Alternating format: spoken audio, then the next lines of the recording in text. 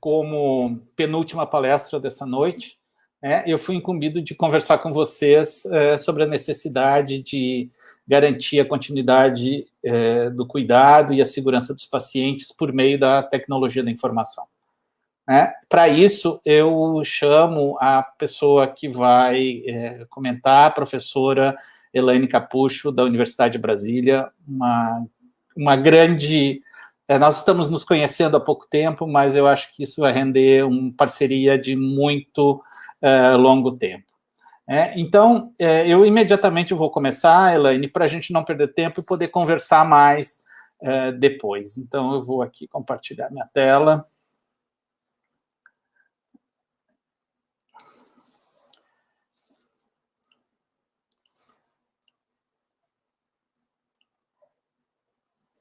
Bom, então eu vou falar sobre os labirintos de Babel, tentar falar um pouco sobre os padrões de informação e o suporte à decisão farmacêutico-clínica. Porque, na verdade, a gente, hoje em dia, com essa quantidade de informação que existe, se mover nesse labirinto de informações cada vez maior, sem conhecer os idiomas que são falados em cada parte desse labirinto, é muito desafiador. Eu sou Eugênio, sou farmacêutico, trabalho com tecnologia de informação desde que me formei. E trago essa imagem para dizer para vocês que uma coisa são os padrões de informação, o nosso formulário que a gente tem em papel. E aqui à nossa direita são os dados em saúde. A realidade sempre costuma nos surpreender de todas as formas possíveis. E trazer essa frase que, se não é do Mark Twain, ele deveria ter dito, que no mundo real nada acontece no lugar certo nem no tempo certo. Que nós temos um grande problema de que nós temos jornadas dos pacientes com jornadas cada vez mais complexas, com uma quantidade cada vez maior de informação circulando entre todos os membros e todas as etapas desses processos, com um intercâmbio muito intenso de dados sendo armazenados em farmácias, em hospitais, em clínicas, em prontuários médicos, em diferentes mídias, em diferentes linguagens. Mas, em toda essa questão, é sempre um mundo de questionamentos. Por quê? Porque a jornada do paciente ela é uma jornada complexa, em que ele tem diferentes perguntas em cada uma das fases da fase antes de obter um diagnóstico, depois que ele consegue o diagnóstico, quando ele está em tratamento, e quando ele está em normalização, estabilização, que é uma quantidade com muitas perguntas, com muitas fontes diferentes de dados e com muitos registros frequentemente contraditórios. E o mantra atual de todos os sistemas de saúde é o cuidado centrado na pessoa. Esse cuidado centrado na pessoa se choca com uma experiência que eu tive o ano passado. Nós fizemos uma entrevista com diversos pacientes e a palavra que, para mim, definiu a manifestação dos pacientes a respeito dos serviços farmacêuticos foi desamparo. Eles simplesmente não sabiam a quem recorrer para fazer perguntas sobre como usar os seus medicamentos. Por quê? Porque eles não enxergavam os estabelecimentos farmacêuticos, frequentemente, como estabelecimentos que pudessem ajudá-los nessa jornada. Então, eu tenho essas perspectivas de que o farmacêutico pode ajudar muito a melhorar a experiência do paciente. Ao mesmo tempo, eu preciso suportar ou apoiar a equipe de saúde, tenho que oferecer informação que seja acessível e válida, e tenho que verificar se minimamente as necessidades do paciente estão sendo atendidas. Nesse ambiente, com infinitas atividades a serem realizadas, como já foi visto na palestra da doutora Megan e da Agnes, e agora com a Gabriela e a Suzane. Então, a experiência do paciente dentro de um sistema de saúde com uma quantidade de dados e informação, ela é abrumadora. Ela é realmente uma quantidade assim, absurda de dados que nós geramos em cada uma das etapas desse ecossistema. E eu trouxe isso porque é uma preocupação que eu tenho desde que fui gerente de sistemas da Anvisa, que eu acho que é um aspecto bastante negligenciado da nossa profissão, que é a farmacovigilância. Farmacovigilância, ela é silenciosa, mas ela é cuidadora, e ela é uma mãe ursa.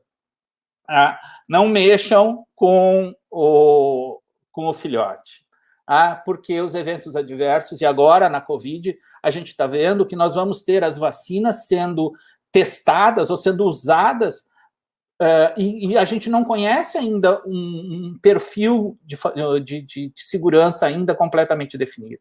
Então, é muito importante que a gente consiga identificar e ampliar os sinais, que tenha muita gente olhando para esse vírus e de como é que essa vacina funciona. Então, para fazer isso, nós precisamos, como profissionais, tentar reverter um pouco o nosso papel nessa jornada, né? Porque o cuidado farmacoterapêutico, e aqui eu digo o cuidado farmacoterapêutico, serviços farmacêuticos avançados, ele não é inviável se nós não tivermos informação adequada sobre o paciente, sobre os medicamentos e sobre as melhores práticas, protocolos, diretrizes, etc. Para isso, a gente precisa desenvolver uma visão mais sistêmica da farmácia e medicamentos e de como a informação flui nesse ciclo. Aqui eu trago uma proposta, que é uma proposta da ISO internacional, que diz que eu tenho um ciclo de produção de evidências dos medicamentos, eu tenho um ciclo de farmacovigilância, de um processo de regulação, que envolve submissão, aprovação, autorização de comercialização, farmacovigilância e uma realimentação. E eu tenho um ciclo de prática clínica que é tributário de todas as decisões que estão sendo feitas aqui na nossa direita. E isso precisa fluir de maneira contínua ao longo do processo para que a gente consiga proteger os nossos pacientes. Vocês já viram que eu gosto de ursos e de corujas. Corujas eu aprendi a gostar em Brasília, porque tinha umas corujas que ficavam próximas lá de casa e sempre que a gente saía para caminhar, elas tentavam nos atacar. E elas são muito protetoras. E acho que ela é uma cara boa para farmacovigilância. Por quê? Para proteger é preciso conhecer, e eu preciso conhecer os produtos ao longo do seu ciclo de vida. De que um produto é um produto embalado, autorizado por uma agência reguladora, fabricado por alguém, de acordo com uma versão de um documento regulatório para usar em determinadas situações terapêuticas, vendido sobre o nome XYZ, ou seja, todo esse conhecimento ele tem que fluir ao longo do ciclo de vida clínico desses medicamentos de maneira constante. Eu não posso mudar. Se eu mudo a informação ao longo do ciclo de vida, eu tenho um problema de continuidade. E eu não consigo mais fazer a integração. Aqui, RES é Registro Eletrônico em Saúde, SSD, Sistema de Suporte à Decisão. Se eu quero ter suporte à decisão, aquilo que a Megan falava, os facilitadores, eu preciso capturar os dados do Registro Eletrônico em Saúde, os dados das pessoas, e integrar num processo de gestão farmacoterapêutica. E isso se chama interoperabilidade. É permitir que diversos sistemas se comuniquem e troquem dados, sem que eu precise entrar com os dados de novo a cada vez que eu vou usar um sistema. Nesse sentido, para conhecer melhor os produtos, a ISO desenvolveu um padrão que é chamado Identification of Medicinal Products, IDMP, que descreve em detalhes muito grandes todas as características dos produtos, dos medicamentos. Ele descreve, inclusive, a forma como deve ser representada uma forma farmacêutica, permitindo que a gente consiga manter essa informação íntegra ao longo de todo o ciclo de vida. Mesmo as substâncias, elas são divididas em diferentes tipos, para que eu consiga representar essas substâncias de maneira bastante avançada.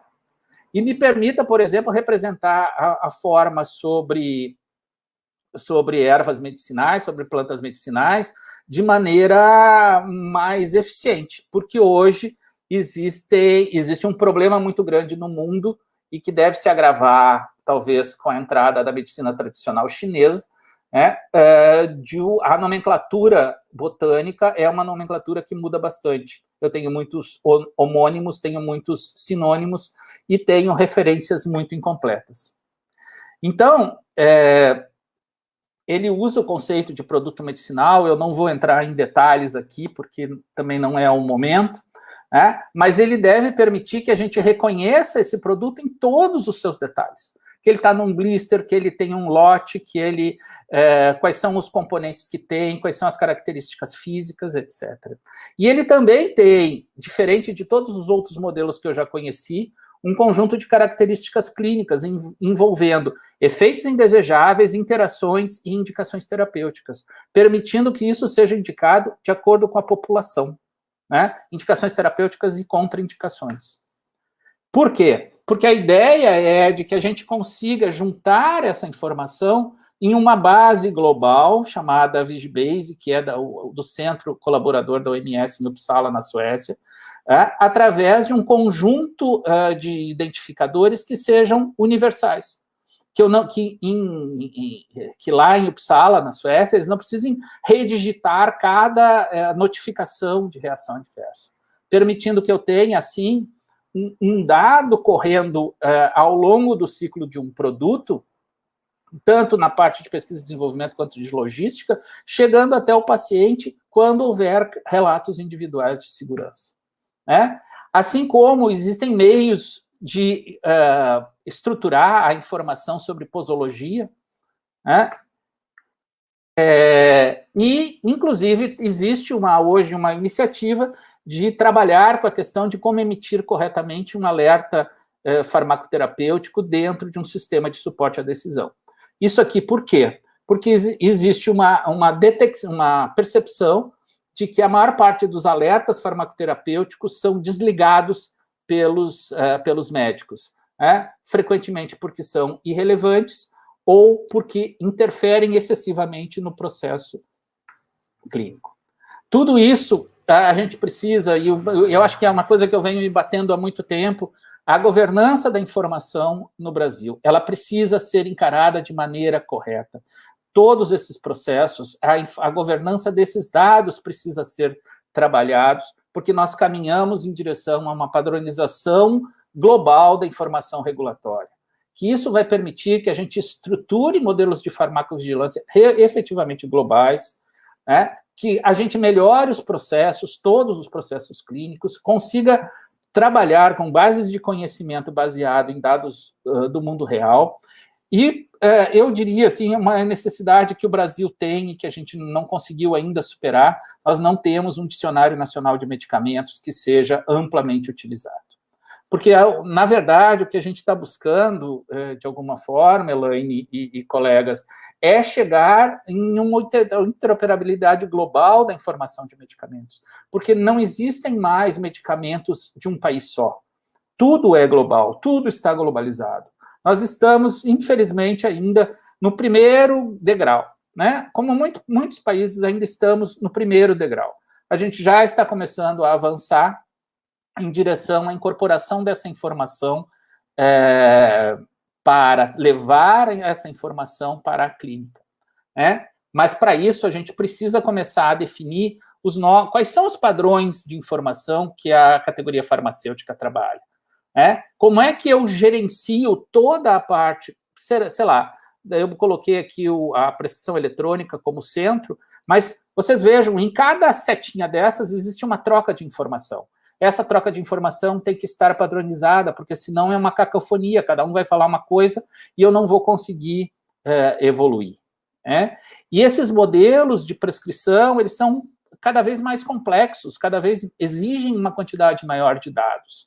Vocês vejam, este modelo anterior era a primeira versão, essa aqui já é a versão atual de uma solicitação de medicamentos. E esse aqui, eu trouxe só para provocar um pouco a Elaine, esse aqui é o modelo da norma ISO que descreve o modelo dos casos individuais de segurança. Né? É uma descrição informacional de como isso tem que ser. E eu lembro aqui, eu trouxe, também não é o momento, do dicionário Medra, que é um dicionário fundamental para fazer notificações de farmacovigilância e acompanhamento do efeito de medicamentos. Então, na verdade, nós precisamos de uma prática farmacêutica mediada por tecnologia que permita que os encontros do paciente sejam amparados por um conjunto de tecnologias orquestradas e um conjunto de informações que permitam a melhoria da qualidade terapêutica. Para isso, os farmacêuticos têm que deixar de ser secundários e passar a ser protagonistas. Protagonistas não só no uso de tecnologias, mas em desenvolver, usar e avaliar essas tecnologias. Nós precisamos sair dessa questão de sermos atores secundários e sermos os protagonistas, porque esta é uma oportunidade, este é o tempo. Porque os processos farmacoterapêuticos, ao contrário do que as pessoas acreditam, talvez sejam os processos mais densamente tecnológicos e informacionais da humanidade. O medicamento é inseparável da informação sobre ele. Tá? E, para isso, eu preciso construir um ecossistema de saúde digital, começando com governança, tendo interoperabilidade para que os dados sejam disponíveis, para que eu possa realizar análises e rastreabilidade. Porque nós vivemos num mundo bimodal, né? Em que eu tenho ainda companhias que são muito duras e profissões que são muito duras, como um samurai, que vai todo paramentado, tem um conjunto de rituais e conhecimentos, e eu tenho já um conjunto de coisas no mundo que são os ninjas, que são leves, ágeis, não tem muita cerimônia, ele consegue mudar, ele não tem ritos, né? E eu só queria lembrar aqui que a gente começou a criar um grupo de farmacêuticos que a gente chama de dojo, são os farmacêuticos ninja, que se reúnem para conversar e realizar as ações para desenvolver a cultura digital entre os farmacêuticos. Esse grupo é um grupo de participação voluntária e totalmente independente. Se alguém quiser informações, faz contato comigo ou com a Suzane, ou com a Agnes, que a gente pode ajudar vocês. O que a gente precisa é o sentido de urgência e sair da letargia e romper a inércia. Obrigado, eu não sei se eu passei o tempo ou não, mas era isso. Elaine, suas considerações. Bom, primeiro, boa noite a todos. Boa noite, Eugênio. Obrigada pelo convite ao Conselho Regional de Farmácia do Rio Grande do Sul, do Paraná. É muito legal ter uma parceria, né, no evento. E parabéns a todo mundo, né? Estamos aqui comemorando o Dia do Farmacêutico. É um prazer estar aqui para comentar muito do que você trouxe. Eu me sinto essa ursa, essa coruja, sei lá, há anos, com a farmacovigilância, né? Quem me conhece aqui, que estiver me ouvindo, sabe disso, né? E ela nunca se fez tão necessária, né? E a gente está falando das vacinas hoje, que estão chegando com fase 3 muito rápida ao mercado, mas não só isso, né? Já tem aí algum tempo, alguns anos, que a Anvisa aprovou o fast track, né, de registro com medicamentos biológicos para fase 2, né? Então, a gente tem medicamentos para doenças raras, para alguns cânceres, né? Enfim, no sentido de urgência para acesso à população, estão chegando medicamentos cada vez mais precocemente ao mercado, né, com o estudo de fase 2. Então, a gente precisa que a farmacovigilância, que é a vigilância pós-comercialização, ou seja, a partir do momento que ela é registrada, nós precisamos utilizar as informações para monitorar o que está acontecendo com esse produto. E aí, quando você traz essa informação, né, olha, o medicamento ele tem que vir junto com a informação sobre ele, isso é extremamente necessário, né? A gente não pode perder isso. Muitas vezes no Brasil a gente perde essa informação dentro de um hospital que é fechado. Imagina com a população fazendo uso, com automedicação que seja, mesmo que sejam os medicamentos isentos de prescrição, porque nós estamos falando de uma substância que tem riscos, né? E que pode causar dano se ela for mal utilizada ou dentro das doses normais. O Brasil, infelizmente, ele ainda não atrai muito as pesquisas clínicas, né? A gente tem alguns entraves que ainda precisam ser discutidos para que a gente possa atrair as pesquisas clínicas para o Brasil. Isso é mais um fator importante, né? A gente viu agora com a vacina que há dados diferentes entre países, e isso acontece mesmo, né? Porque cada povo é um povo, né? Então, a gente precisa da farmacovigilância para fazer esse monitoramento na nossa população, né? Então, e para isso a gente precisa da informação. Se a informação não chega, então nós temos duas coisas, né? Na minha experiência aí, de alguns anos e de ter desenvolvido um sistema, foi completamente diferente quando eu estava lá no hospital, né? Quando ainda era meu doutorado, eu estava no Hospital das Clínicas de Ribeirão Preto, desenvolvendo um sistema de farmacovigilância, né, eletrônico, informatizado. A gente conseguia puxar todos os dados, né? Quando o notificador ia notificar, colocava o registro do paciente, puxava todos os dados do paciente, ele não precisava daquilo, então isso já estimula ele a fazer a notificação, porque está puxando, né, está com a interoperabilidade. Chegava para nós na farmacovigilância, eu já conseguia acessar o prontuário, que lote que era, de quem foi que foi comprado, onde que foi. Então, assim, a informação estava ali na minha mão para tomar decisão só ali, fora, né, chegar a fazer a entrevista, enfim, né, que a gente tem que interagir com o notificador. Então, sem um sistema de informação, primeiro, papel, nem falo, né, mas quando ele não interage com os outros sistemas, já desestimula a informação a chegar até a farmacovigilância. Aí chega até a farmacovigilância, eu me lembro muito bem quando era papel, eu precisava, dentro do hospital, eu precisava às vezes esperar pelo prontuário, porque ele estava debaixo do braço de algum, né, de algum médico.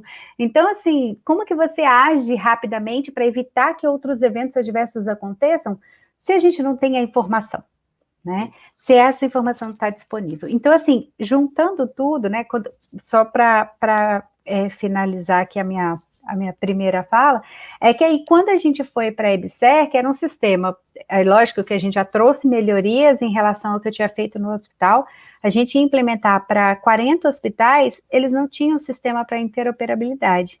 Então, era completamente diferente, tanto o processo de trabalho, né, ou de estímulo à notificação, tanto quanto o processo de trabalho da segurança do paciente. É fundamental que a gente tenha essa interação, e inclusive eu procurei a Anvisa na época para que a gente pudesse fazer essa interoperabilidade com o Notivisa, e isso é uma coisa que a gente precisa estimular no país, assim como com o Sinan, né, com todos esses dados que a gente precisa ter para ter informação no país sobre a segurança dos medicamentos. Eu acho fantástico isso que você está dizendo, porque está bem dentro das palestras anteriores, da necessidade de que a academia precisa se vincular ao serviço. Ela precisa estar junto do serviço, vendo situações reais de serviço e tentando solucionar problemas de serviço.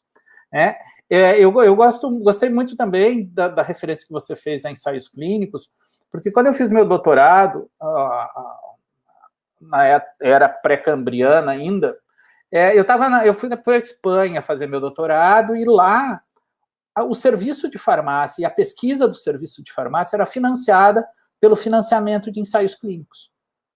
Ou seja, eles recebiam dinheiro de ensaios clínicos, e aquilo gerava não somente o ensaio clínico em si, mas gerava um excedente que permitia fazer outras pesquisas na área de oncologia, pesquisas em diversas áreas, que o meu orientador, no caso, recebia esse dinheiro, reaplicava o dinheiro no próprio serviço. E eu acho que essa é uma oportunidade que os farmacêuticos brasileiros, até por uma questão legal do país, aproveitam muito pouco, né? Mas este envolvimento com os ensaios clínicos é fundamental. Eu queria fazer uma provocação para você. Posso só comentar uma coisa? Que a lei, assim, a legislação brasileira, ela não favorece muito essa interação público-privada, mas eu acho que também a cultura, sabe? A gente é muito formado para que a indústria é o bicho-papão que tem que ficar lá, e nós somos aqui os anjinhos que estamos tentando salvar o mundo, né? Mas a gente pode fazer interações muito profícuas com todos eles. Gente, eu acho que a gente tem, assim, somos irmãos separados no nascimento, assim, porque a minha mentalidade é essa também, a gente precisa colaborar mais, precisa estar junto, porque a nossa função é resolver problemas, né? A gente não está ali para criar alguma coisa aérea, alguma coisa, uma torre de Babel, porque, na verdade, é isso que a gente acaba fazendo, né? Porque ninguém consegue falar com ninguém. O que eu acho interessante também é que a gente é um país miscigenado, tremendamente miscigenado.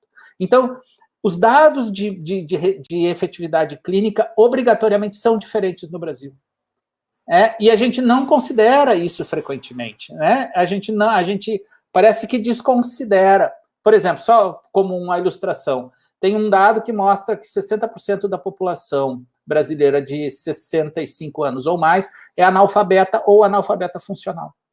Ou seja, e qual é de verdade a nossa função informativa com respeito a essa população?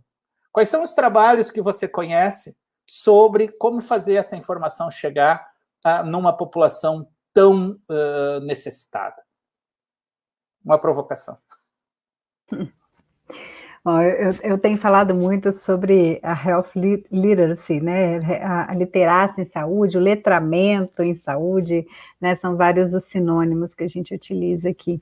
E a gente não tem, é muito difícil encontrar, né, a maioria são pesquisas qualitativas com N pequeno, né, que não estuda, de fato, tem muita gente estudando, né, mas a gente ainda tem poucas publicações a respeito do assunto, né, então a gente precisa entender um pouco mais como chegar, porque uma coisa é eu levantar qual é esse letramento, a gente já tem esse dado, né, eu falo muito isso também, igual a gente fala da farmácia, sabe, eu já sei que o farmacêutico clínico é importante, qual é o impacto para o desfecho, e da mesma forma agora a gente tem que começar também a entender esse impacto, né, de como que eu posso facilitar, será que uma gamificação, né, os jovens no Brasil são aqueles que mais se automedicam, né, esse foi o dado que a pesquisa do Conselho Federal de Farmácia trouxe, né, então, será que é uma gamificação para que eles entendam que isso é perigoso? É legal, né,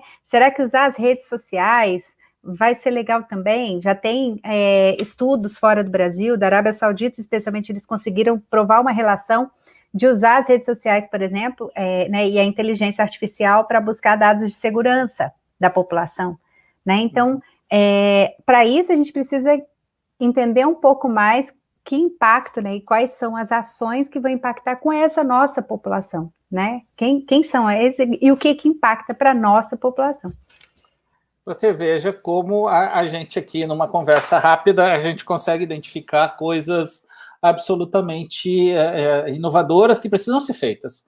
Né? São oportunidades para muitos farmacêuticos, para muitas startups farmacêuticas de fazer uma gamificação de informação sobre medicamentos que consiga chegar, quer numa população idosa analfabeta, quer numa população adolescente, jovem, com outras perspectivas.